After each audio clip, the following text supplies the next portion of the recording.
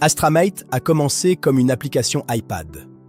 Une interface capable de scanner, organiser et transmettre des informations utiles. Dans la deuxième phase, cette interface devient une passerelle vers les robots humanoïdes.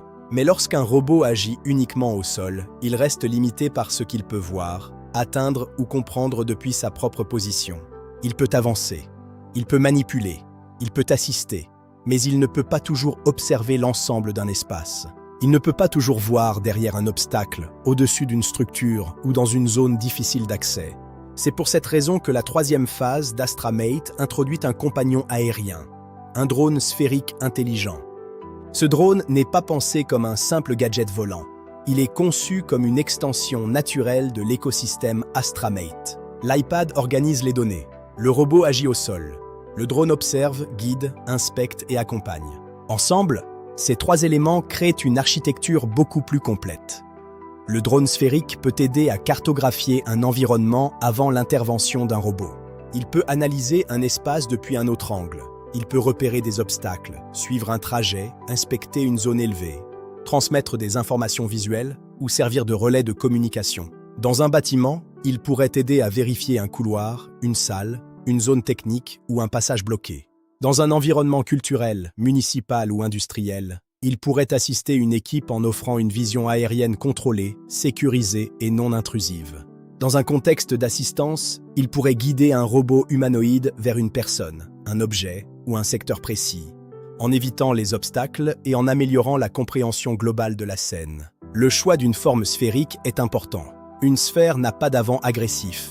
Elle évoque la protection, la mobilité, l'équilibre et la fluidité. Avec des rotors internes protégés, le drone peut être imaginé comme plus sécuritaire autour des personnes, des objets et des espaces sensibles. Sa coque transparente ou semi-transparente permettrait de voir sa structure interne, ses conduits d'air, ses éléments de stabilisation et ses systèmes de capteurs. L'idée n'est pas de créer une machine intimidante. L'idée est de créer une présence technologique élégante, identifiable, presque familière. Un compagnon.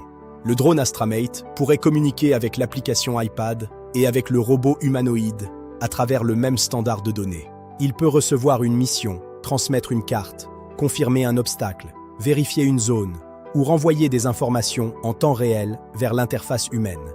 L'humain reste au centre. L'application garde le contrôle. Le robot exécute avec prudence. Le drone enrichit la perception. Cette combinaison ouvre une vision plus large. Astramate n'est plus seulement une application. Ce n'est pas seulement un protocole de connexion. Ce n'est pas seulement un drone. C'est un écosystème. Un système où l'humain, l'iPad, le robot et le drone travaillent ensemble. Chacun avec son rôle, chacun avec ses limites, chacun avec son intelligence. La force d'Astramate est là. Créer une interface cohérente entre le monde réel et les machines qui commencent à l'habiter. Une interface qui privilégie la sécurité, la compréhension, la collaboration et la responsabilité humaine. Aujourd'hui, Astramate peut être présenté comme une vision. Demain, il pourrait devenir une plateforme. Une manière nouvelle de connecter les robots, les drones, les interfaces mobiles et les humains dans un même langage. Et peut-être, à terme, une nouvelle forme de compagnon technologique. Discret, intelligent, mobile et profondément orienté vers l'assistance.